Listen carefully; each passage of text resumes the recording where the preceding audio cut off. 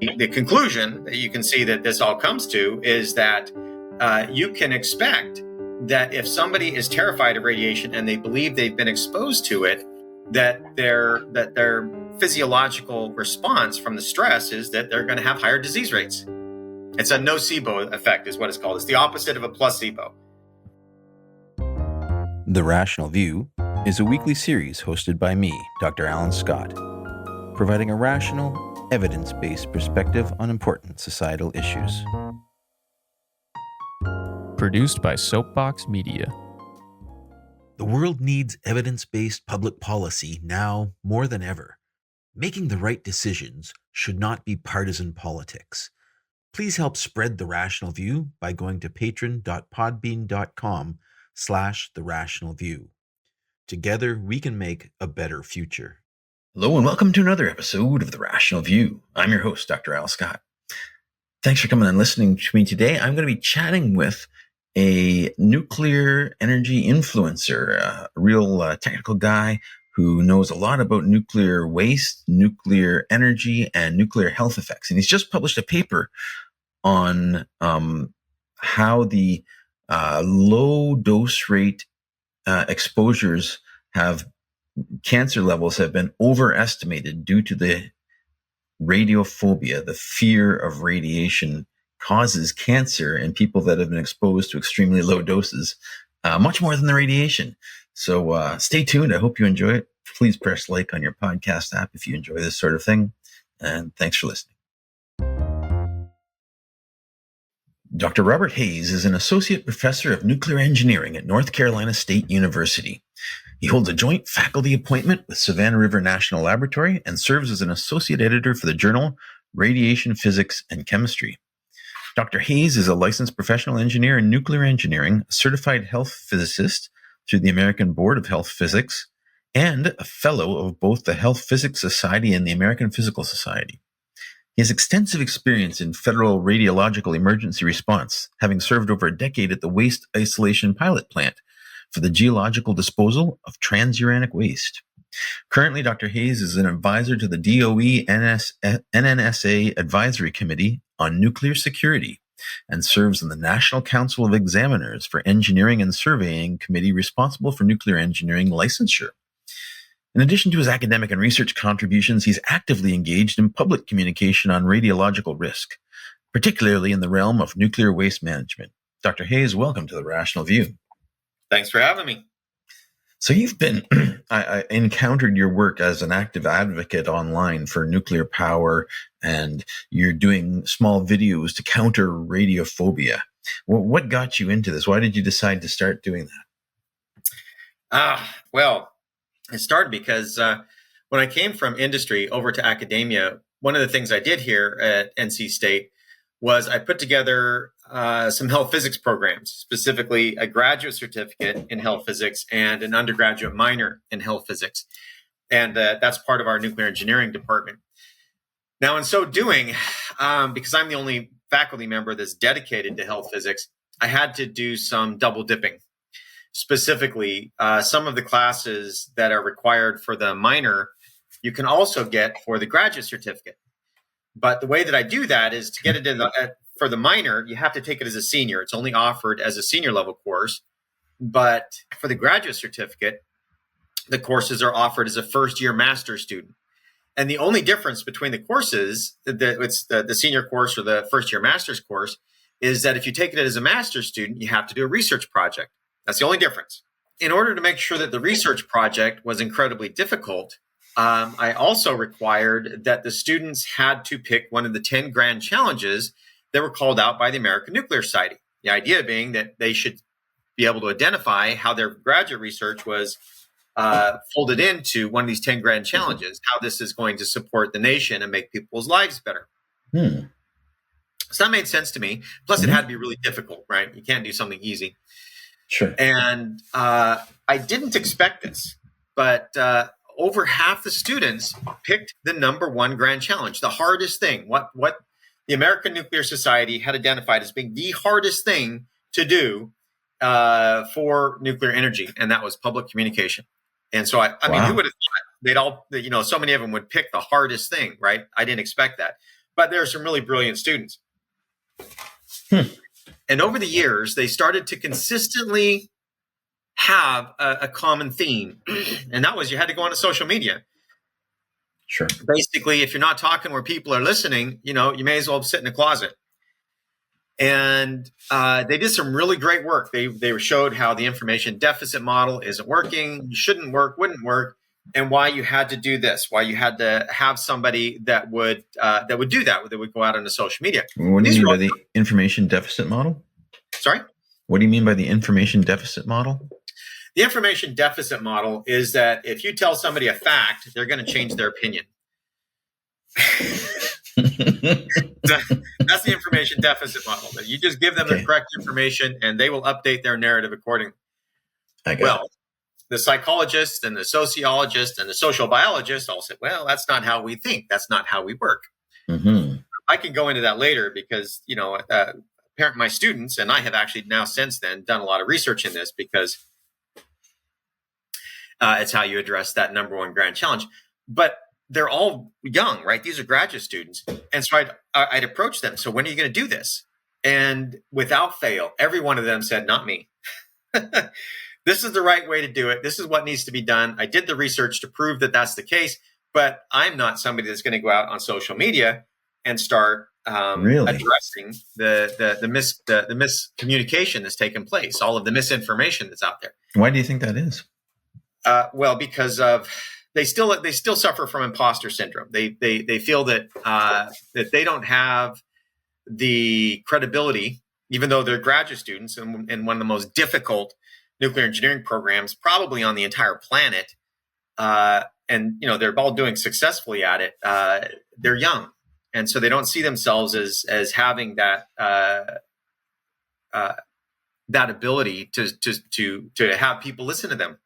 Do you think there's also a fear of stigmatization in such a polarized field, and you're just young, you don't want to rock the boat?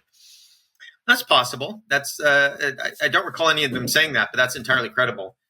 The common theme was simply that somebody else needs to do it. It's not me, and I could never get them to do it. And what ended up pushing me over the edge was lockdown. When lockdown happened, it was like, okay. So I bought a violin online. I took YouTube lessons. I bought a saxophone online. I did YouTube lessons.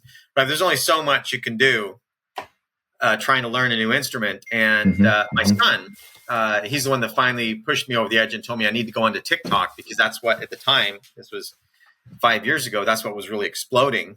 And he said, you need to train the algorithm so that when people go to get that kind of information, they find you.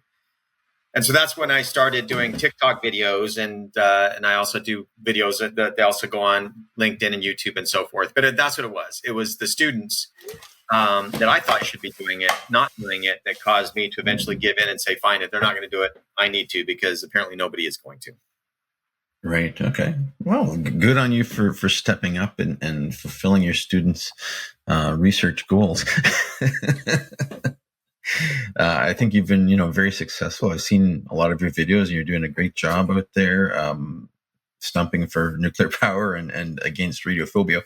The reason I invited you on here was you just recently published a paper on psychosomatic effects of radiation exposure and how that interacts with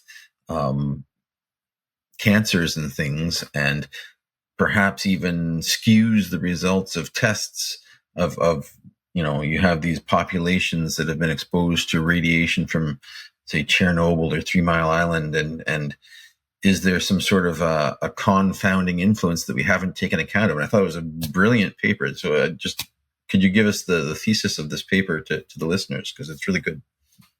Yes. I found it to be some of the most impactful work that I've done. The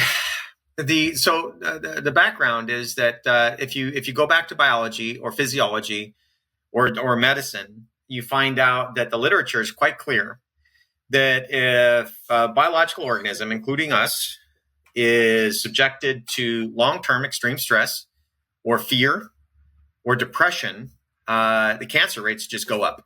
That your ability to fight it, your ability to prevent it, it is drastically diminished. And so any form of that, if you're in fight or flight, if your body is continually fight or flight, but you're not exercising that out, you're not running, you're not fighting, then that does a lot of harm to the body's immune system. And the immune system goes down and you can't fight off disease. Specifically of interest here would be cancer. And this is well established. This is a accepted fact in the medical literature. Yeah. Well, I will caveat this. The Center for Disease Control does state that although it's clear that there is that effect takes place, they also point out that it could be that that effect is dominated by simply bad behaviors, that people under high stress are also known to participate in unhealthy behavior like smoking, excessive drinking, overeating, lethargy. Risk taking. Yes. So they point out that that there is, they recognize there's a lot of literature that says that this is due to the stress. Then the CDC said, well, we haven't ruled out that it's simply that people that are under these conditions do that. Now there's it's pretty conclusive when it comes to other biological organisms that stress does that. Pretty easy to do. Because you can do the testing, right? You can put the organisms under stress and see what happens. You can't do that with people. All you can do is unethical to put them under stress and do that. Right. It's like with rats. If I irradiate rats, I find out that low radiation exposures, actually rather high radiation exposures, actually make them more immune to cancer. It gives them cancer fighting abilities. But you and I aren't rats, and whatever it is then that causes rats to do that may or may not exist with us. But what we do know is that if they are under stress, if organisms are under stress, that their cancer rates go up. Okay, but being exposed to radiation is not a stressful thing in and of itself. It basically, you're saying that the medical evidence in otherwise unknowing creatures is that it actually decreases cancer rates. Is that correct? If only with rats, it's only been destroyed, and some bacterial species. There's some bacteria, some single-celled organisms where this has been shown, and with rats, it's pretty conclusive that for those two, that low-level radiation exposure actually stimulates the immune system in some way, so that they actually have better immunity to things like cancer. And what about cockroaches? Because I hear they're going to take over. Oh, I don't know about cockroaches. That's hard to say. What I can say is this. We know that at really high radiation doses, like from the atomic bomb survivors and other cohorts like that, uranium miners, that people that have been exposed to, or the radium dial painters, people that have been exposed to very large amounts of radioactivity and radiation, that yes, it increases your cancer probability linearly with dose. We know that. That's very well established in the science. Good statistical data exists above a certain amount, above a certain threshold dose, I suppose. Well, there's a statistical limit. So that below around 20 rem or about 0.2 millisieverts, the noise is just too large. So if there's an effect, it's too small to see. And some believe that there is an effect and some don't. Some believe in hormesis, this idea that small amounts of radiation are going to be good for you. There are lots of different models that are out there, but the point is that below that dose, they're all equivalent in terms of you can't tell the difference. There's no statistically significant difference between them. What my paper showed was I took some data points from the literature to show how extreme radiophobia is in society. Here's some examples. Okay. There's some research that was done of some of the Chernobyl liquidators, the people that cleaned up the Chernobyl mess. Now, these researchers, they picked only Estonians. And the reason why they picked Estonians was because back during the Soviet Union, Estonia was part of the Soviet Union. And the men that were in the military, basically, they just responded to Chernobyl and then they went home, more or less. But the reason why they are significant is there are lots of men back in Estonia in uncontaminated areas that had the same genetic profile, that had the same diet, had the same behavior, had the same jobs, had the same lifestyle.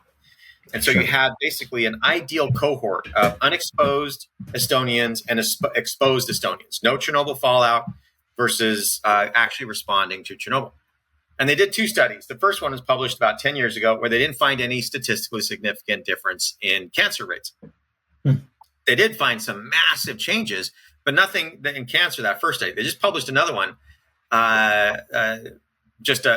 within the last couple of years, where they did show, this is the more recent one, where they did find that there was a statistically significant increase in cancer rates for the Chernobyl liquidators, which wasn't all that surprising. They were at Chernobyl. But they found the same effect that they found over a decade ago. And that was an incredibly massive increase in suicides. That the people that responded to Chernobyl had massive suicide rates. There's like 600% more. It was just huge. Yes. It was staggering. I mean, it almost made me cry when I read that, because they even pointed out it's because of this radiophobia. I mean, let me contextualize this. If I told you that you got exposed today without knowing about it, 10 to the minus 5 joules per kilogram from radiation, what would you think? I have no idea. Exactly. Right.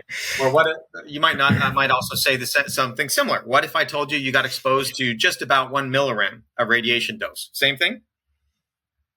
Yeah, that's not a lot. Right?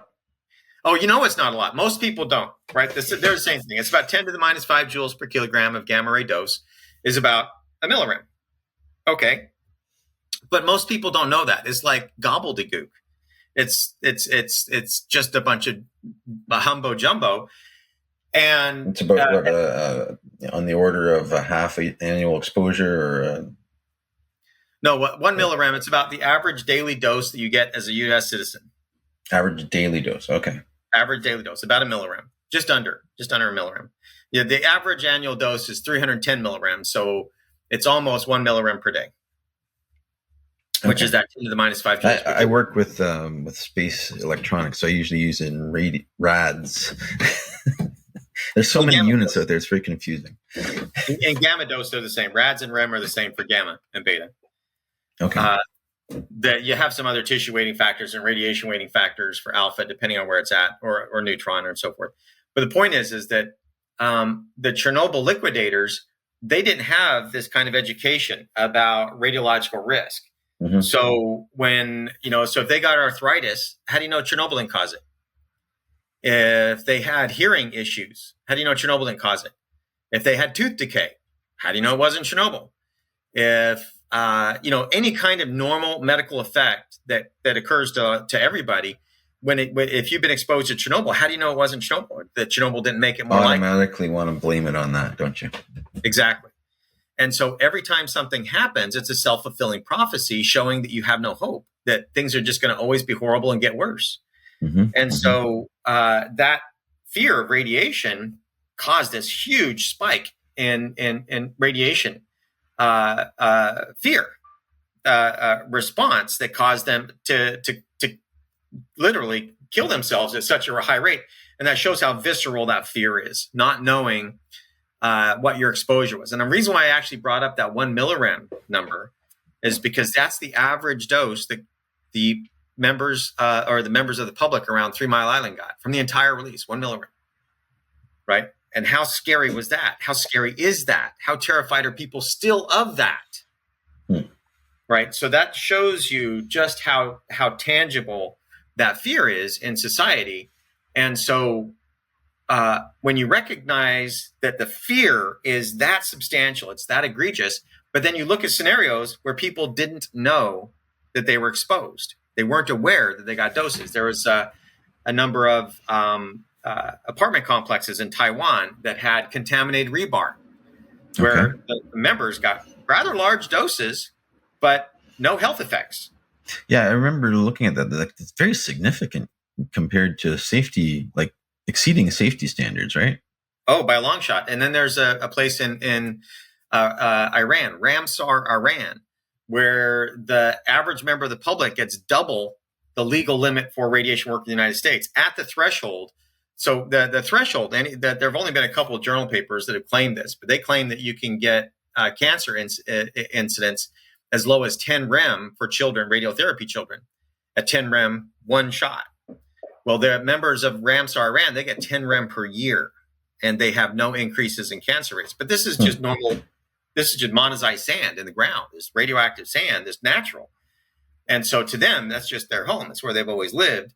And so there isn't any fear associated with that. And again, massive lifetime doses that have no health effects. But again, there's no fear associated with that exposure. And so the conclusion that you can see that this all comes to is that you can expect that if somebody is terrified of radiation and they believe they've been exposed to it, that their physiological response from the stress is that they're going to have higher disease rates. It's a nocebo effect is what it's called. It's the opposite of a placebo. Wow. Yeah. You assume you're going to die, so you do. Well, so there's a little bit more logic to it. It's that if I gave you a sugar pill and I told you it was poison, if you believed me, your stress levels would go up. Mm-hmm.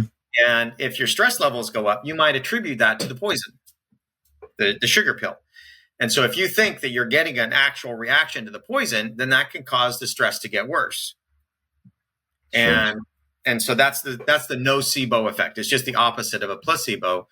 And so that raises your cortisol levels. That gets those fight or flight chemicals into your body that aren't being properly utilized the way they're supposed to. I've looked into, LNT, the linear no threshold assumption that is used for safety standards around the world for radiation. The fact that, any single radioactive particle going through your body can result in cancer. It's just a lottery, effectively. And, right. As you get down to lower and lower doses and higher numbers of people exposed to them, you get significant cases of cancer associated with extremely low radioactive doses. And looking at the literature, the scientific literature, there's a lot of papers out there, many of them show an actual threshold or appear to show a threshold where nothing happens. And some of them show definitely something happening.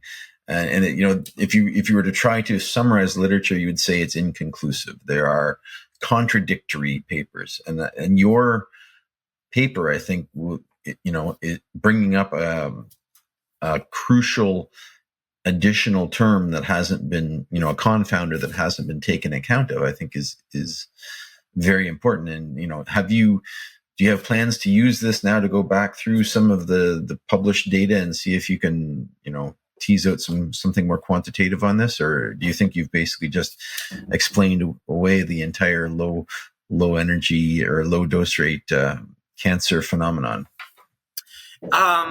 So it's a little, I guess there's something in there that I would say is appropriate for me. And that's that what I identified was that this effect, knowing that you've been given a low level exposure, is like having you start smoking. What I was not able to do was to say how much fear would be equivalent to how much smoking, how many packs per day, right, in terms of the carcinogenity. What the paper did show is you did key in on that, showed how when you get these contradictory claims in the literature, like for example from Hanford or 3 Mile Island or these other things where there are claims, those times where you have claims, they're associated with when people were again aware that they'd been exposed, and so they became terrified, or the downwinders, and so they started paying attention to that, and that Chernobyl effect comes in. Well, how do you know that this wasn't caused by that kind of a thing? You get the same thing with the anti-vaccination crowd too. People get if everybody gets a vaccine, people are normally going to have health issues, whether or not they had the vaccine. Obviously, you're going to associate these health issues with the vaccine if it was recent, and you have these anecdotal responses.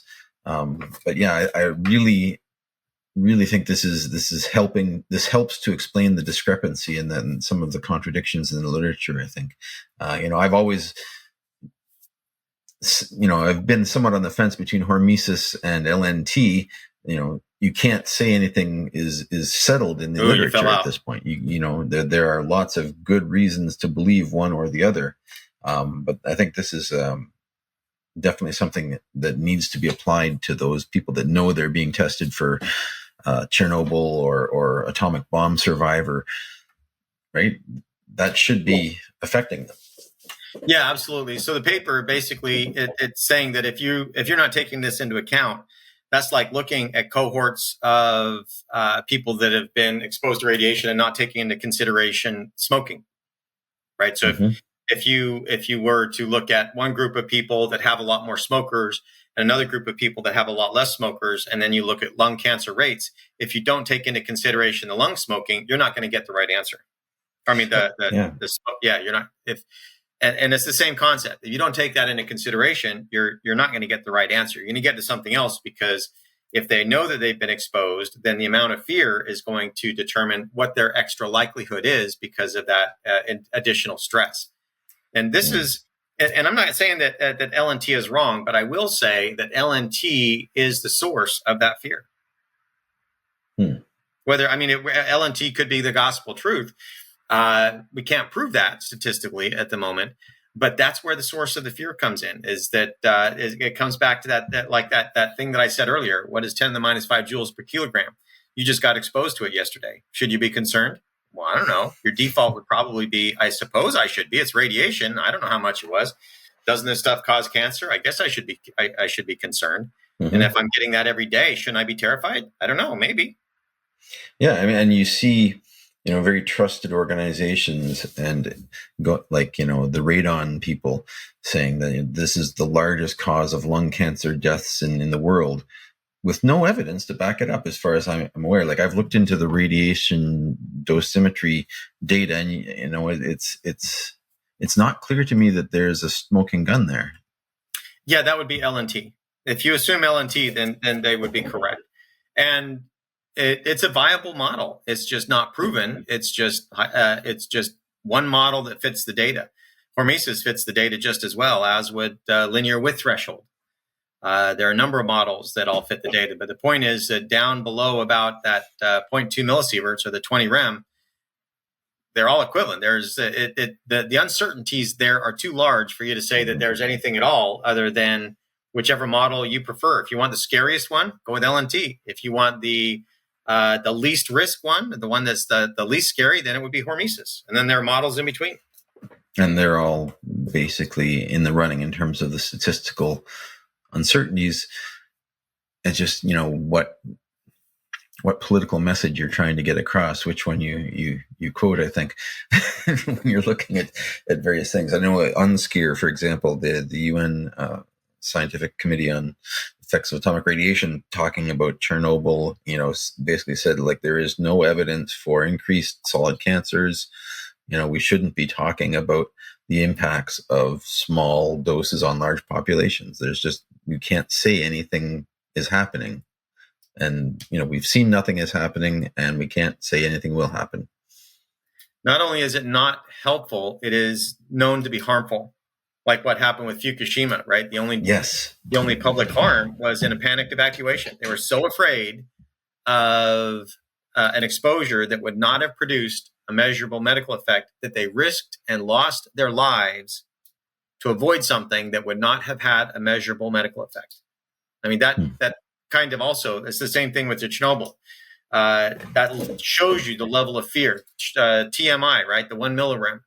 3 Mile Island, it clarifies the amount of fear that we have in the public, and I would argue that it is founded on LNT, that idea that any amount of exposure will increase your cancer risk, so therefore you should be afraid of any amount. But I hear what you're saying, but I can't agree 100% with that, because I've talked to I think it was Philip Thomas, who published like the J value expected life expectancy losses due to various exposures under the LNT, and it was negligible even then, right? Even assuming LNT, if we had, said LNT is law and this is how many people are going to die from it, moving the people out of Fukushima and into Tokyo, where there's measurable levels of particulate pollution, PM 2.5, decrease their life expectancy, even under LNT. So it's not that LNT is that scary, right? I mean, if you look at the numbers behind it, it's not as bad as living in Fukushima is not as bad as living in Tokyo. So the problem with your logic there is you're appealing to the information deficit model. you're making the assumption that if people understood risk, that it would go away, and that the risk from LNT is low, and so people shouldn't be afraid of it. But the information deficit model doesn't work, so people don't update their narrative with contradictory information simply because you've provided them with some kind of a credential or some kind of a quality marker on that. The default assumption that people make when they're provided with contradictory information is that it's out of context, or it's not the whole story. It's only a half truth, or it's biased, or it's intentionally reading the facts to give a different narrative. The information deficit model simply doesn't work. And what does work is emotion. Emotion works really well. If you can trigger an emotion, then that will trigger a memory. And so if that emotion has with it any kind of authority, then that's able to get you to start to do the kinds of things that would make you take an action and do something about it, like panic. So, I mean, I agree that emotion rules decision making and short-term thinking, especially. So, what emotion can you associate with your discovery, and how do you impact emotional responses to this knowledge? It's a technical paper. It definitely shows why some of these results are wrong. How do you have an emotional effect with this? That comes back to what we were talking about at the beginning. So if you go back and you look at the foundation of why the information deficit model doesn't work, if you go and you start looking at the psychology, how do we think? How do we make decisions? When you go back and you look at the psychologists and the social biologists, if you look at how they have figured out the way that we think, it's that we all think in narratives. We think in categories, right? That's why AI works. It's all categories. And these categories, we are going to pick these categories that are essential to our survival. And those categories that are essential to our survival come in with tribalism, figuring out what it is that will keep you safe and protect you. And at some point, when you've gotten your set of these narratives, woven in to those narratives are going to be stories, could be true or not. They're going to be stories that tell you, that you tell yourself to convince yourself you're a good person. They're going to be that's going to be in there. Because I do this, I'm a good person. Because I don't do that, I'm a good person. And if part of those narratives are that you oppose nuclear energy and that's why you're a good person, then abandoning that's like asking somebody to change their politics or their religion. And you're not going to get somebody to do that with the information deficit model. You're not going to say, the left isn't going to say the right, or the right isn't going to say the left. Hey, here's a set of facts that contradict you. Update your narrative. They're going to say, I don't listen to anything you say because I know anything that you say is biased. It's cherry picked. It's misleading and so forth, or on religion even, right? Pick one religion and say to another and have them start talking. It's the same thing. You can't get somebody to update their narrative with contradictory information unless it comes from a trusted source and the narrative explains how you're still a good person, how that narrative that you're still a good person is still true after you've updated the narrative. So those are the things that are required for a person to literally do that, to update your narrative with contradictory information. You've got to still be able to tell yourself that you're a good person, and it's got to be from a trusted source, so you're not being misled to do something that will cause you to eventually think, oh, I was a bad person at that point because I updated my narrative incorrectly. And that's where social media comes in, because with social media, then you get to know these people, these influencers that you then trust. They're part of your tribe. And so when they tell you this is how you can update your narrative and still convince yourself you're a good person, if you use if you incorporate these facts into your narrative that contradicted what you believed before. And that's the key. And that's why the social media was what the students were saying. This is in today's society, this is the way it's going to have to be, is you're going to have to reach people in social media to get them to do that. So you basically need to have more pro-nuclear friends than anti-nuclear friends. That's one way of doing it, yes. That's a challenge. Yeah, it's an uphill battle, but we've had some success, I think, in turning public opinion. When I started doing nuclear outreach, it kind of felt like anti-nuclear policy was a mile wide and an inch deep. Mm-hmm. People were like, well, this is what I'd heard. And it was the same way. You hear that people in your tribe oppose nuclear energy. Okay, well, let's dig a little bit. And it doesn't take much digging to show the flaws in that philosophy. So I think, there's a lot of bright people that are willing to change their views on this, that have started outreach, like yourself, like various people. And I think there's definitely a change in the momentum. I think, and I think we're seeing a lot more countries challenging their anti-nuclear laws and frameworks. So I think, well, all in all, it's good. What's your impression of how things are going?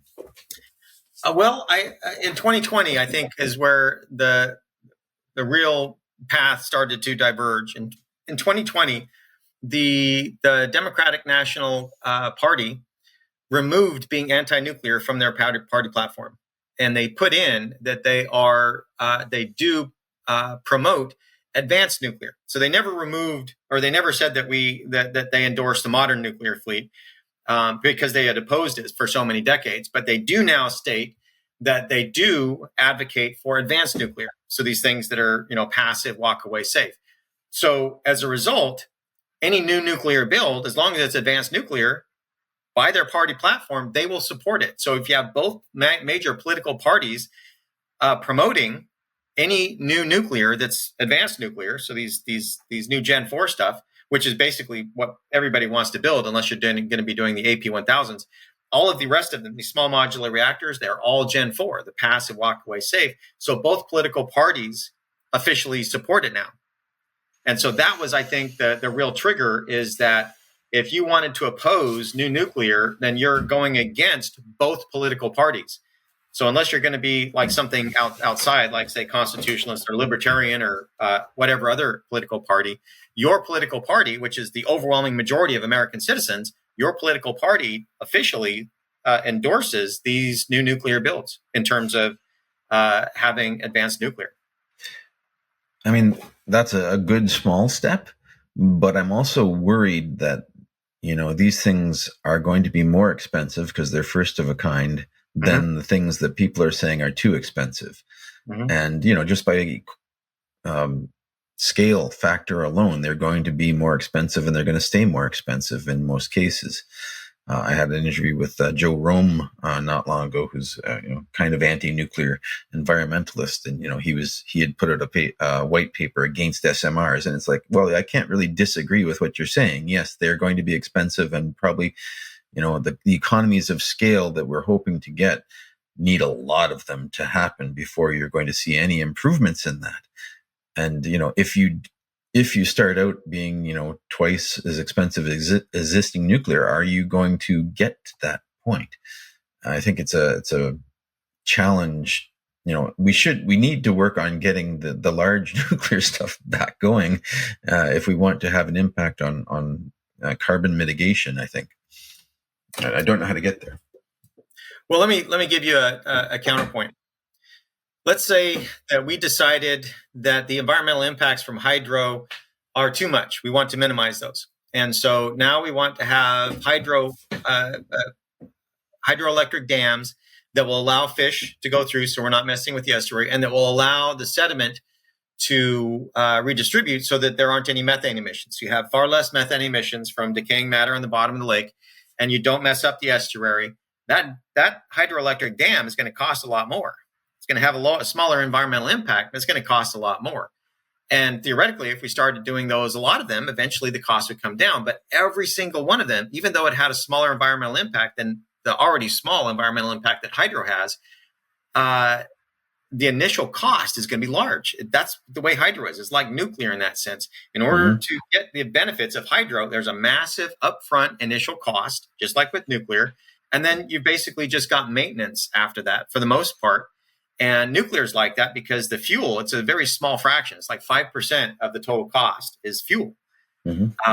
And so it's a similar concept. If you want something that's got a negligible impact, you're going to have to pay for that. If you want something that has the traditional problems with what we already have today, then that's the AP1000s you're talking about. It's like modern hydro. It had a large upfront cost. It has environmental impacts. But they're quite small, and it doesn't emit greenhouse gases from the actual operation. It's just the greenhouse gases that you get are from the sediment and the methane emissions that come from that. And so, there is no free lunch. There isn't a free lunch, and it comes down to how do you optimize your resources to get the biggest return for the smallest impact on the environment that still has to be incredibly safe. And, when you look at that holistic picture, at least when I weight them out with my value system, obviously it comes out nuclear is hands down the only way to go. Everything else has a much bigger impact at some point that you can simply minimize if you just go with nuclear. Everything else has something else that we have to live with and swallow that we don't have to live with and swallow, or what we have with nuclear is so much smaller, such a much more infinitesimal impact if you go with nuclear. But again, I probably am biased because that's my expertise is in nuclear engineering. So yeah, let's go down this path a little bit. I mean, obviously, one of the biggest concerns in the public sphere is the nuclear waste and maintaining it safely for hundreds of thousands of years afterwards. What is your, there's lots of perspectives on what we should be doing with it. Some people say we should be recycling it, burning it in breeder reactors. Some people say we should be putting it in geological formations and forgetting about it. Others are saying we just need a rotating civilization to guard it on the surface forever. What should we be doing, and what's the public outlook angle on that? So let me start by regurgitating some of the anti-nuclear narratives, and that's that we have about 90,000 tons of this. That sounds just monumental. It sounds completely unmanageable. It sounds just mind-bogglingly horrible when you talk about it that way. But let me put that in context. Context matters, just like the 10 to the minus 5 joules per kilogram. That can sound scary if you put it that way, but let's take that in context and see just how scary that is. So for the past 50 years, the United States has got about 20% of its electricity from nuclear energy. That's a lot. That's a massive amount. The biggest economy on the planet, a manufacturing powerhouse. 20% of our electricity for 50 years is huge. And all of the used nuclear fuel from all of that electricity would not fill up one single football field above 10 meters high. Okay. And to date, that stuff has not killed anybody. This stuff that they call deadly nuclear waste, it's like, I guess a rock is deadly if you threw it fast enough and hit a person in the right place. If it's not doing anything, it's not really deadly, right? So, I was just as an aside, I was looking through the literature on nuclear waste disposal. I mean, has it ever killed someone? And turns out at Chalk River, a truck full of nuclear waste fell on somebody and killed them. Well, that's news to me. Nobody's died from the radiation. It's easy to manage. It's really easy to manage. It's very simple. It's easy to control.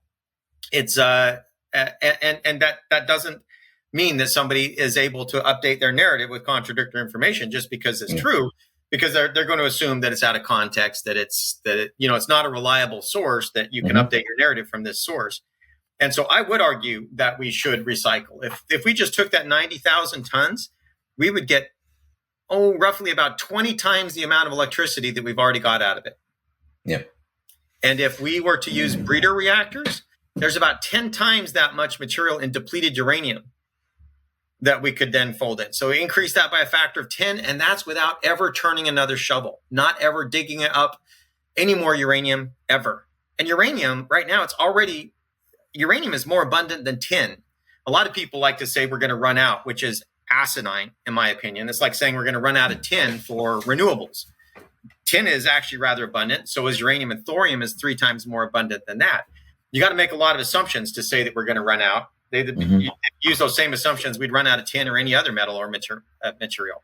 They're ridiculous assumptions, but they are used because there were some actual reports that were published that said that. But the point is that, yes, I think we should recycle. I think we should use breeder reactors. I think that it is appropriate to make the footprint basically go to zero because, frankly, I love national parks. And I don't think that just because we see land that's not being used, that makes it okay to cover it with solar panels. I think that if we see land that's not used, we should like to keep it that way unless we actually need it for food or living. And that for our food and living, if we're smart about it, we can have a much smaller footprint with a drastically larger population and have a much smaller impact on the environment, and everybody can increase their standard of living. That's what nuclear buys us, should we choose to go that way, which is why. I mean, I agree. And the counter argument to nuclear breeder reactors has always been nuclear proliferation. Mm-hmm. The fact that you need high grade plutonium to make these things work. What's your position on that? That's really a bit of a fabricated narrative. That's like saying, well, machetes created genocide in Rwanda, so we should ban knives. It's like, I think we know how to safely handle knives, but it's true. Knives have been used in very brutal, bad ways, but that doesn't mean that we should use it, or any other military technology to say that, well, if the military can use it, we need to ban it from civilian practice. That doesn't make sense. If you look at the countries that have nuclear energy, very few of them have nuclear weapons. Then the ones that have nuclear weapons almost overtly are the ones that started that way back in the Cold War.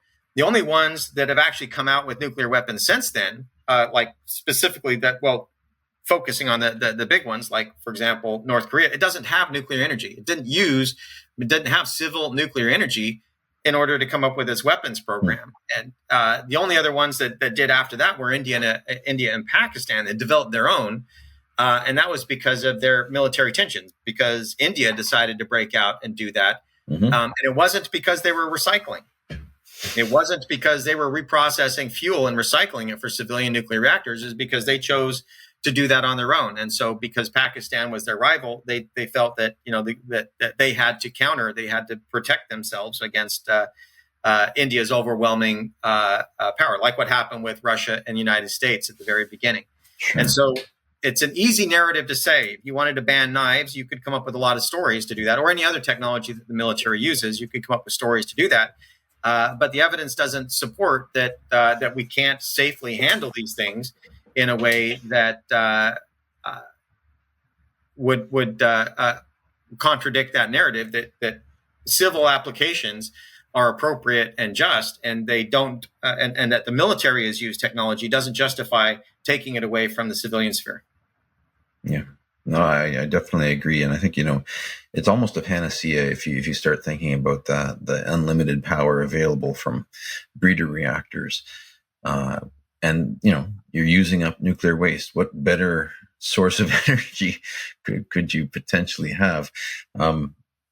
So it really is a win-win scenario. And I don't, it's like we're pushing a rope uphill here, it seems.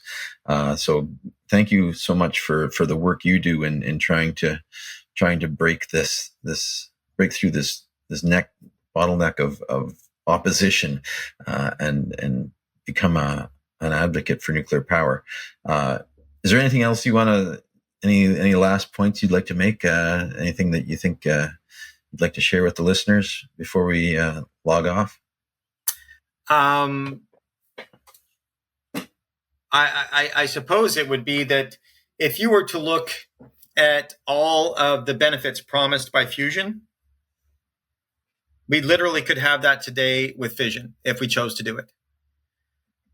People would say, well, you don't have the nuclear waste. Well, if we chose to go the path of recycling, then the vast majority of that nuclear waste could either be reused or repurposed for commercial applications. The minor actinides and the actinides, those all burned in a reactor for electricity. The fission products, literally, that's where we get nuclear medicine. You take uranium metal, you stick it in a nuclear reactor, you irradiate it, you do chemical reprocessing and extract isotopes, and you stick those into people's veins. That's how we do nuclear medicine. We saved millions of lives doing that. And it's not just nuclear medicine, but most of those isotopes can be reused. Now, the longer-lived ones, those are a bit of an issue, but those actually have commercial potential. The strontium-90 and cesium-137, those are the big gamma and beta emitters that have the longer lives. And they have a 30-year half-life, so it would take a few hundred years for that to really decay down to arbitrarily small levels. But the strontium-90, it now has a commercial application with Xeno Power, where they're using it for radioisotopic thermoelectric generators, basically nuclear batteries. Yeah. And the cesium-137, you could use that for food irradiation. We use that kind of thing for blood irradiators today. But if we chose to reduce the amount of chemicals and processing we have for our food and increase their shelf life passively, food irradiators, those things should be ubiquitous, basically, in my opinion, because you don't need as much packaging and freezing and cooking. Or you can still do that, but you just drastically increase the shelf life just by running it through an irradiation facility. And if we had those at all of our food manufacturing places, the shelf life would just drastically increase. And so the amount of food waste would drastically go down, and we could feed so many more people, whether we're using that ourselves or shipping that overseas. And those are the two biggest ones that you don't get that have the longer half-lives. Anything else has half-lives that are generally in days, weeks, and months. So that by the time I've let it sit, 10 years, almost everything else is gone. You're just dominated by the minor actinides after a decade or two, the minor actinides and cesium and strontium. And so by having commercial applications for those isotopes, the need for a geological repository almost goes down or disappears completely because of the potential applications that you can come up with these various isotopes that you really can't get cost effectively anywhere else unless you're reprocessing spent fuel. So all of the benefits that are promised by fusion, they're right now in our grasp if we choose to utilize the technology we currently have with fission. That's very insightful. Thank you so much, Dr. Hayes, for joining us today on The Rational View. Appreciate your viewpoint, and for spending the time. I'd be happy to send you a Rational View t-shirt that you can use on your TikTok videos. Thanks so much. Have a good day. Thank you. Bye-bye. If you'd like to follow up with more in-depth discussions, please come find us on Facebook at The Rational View and join our discussion group. If you like what you're hearing, please consider visiting my Patreon page at patron.podbean.com/therationalview. Thanks for listening.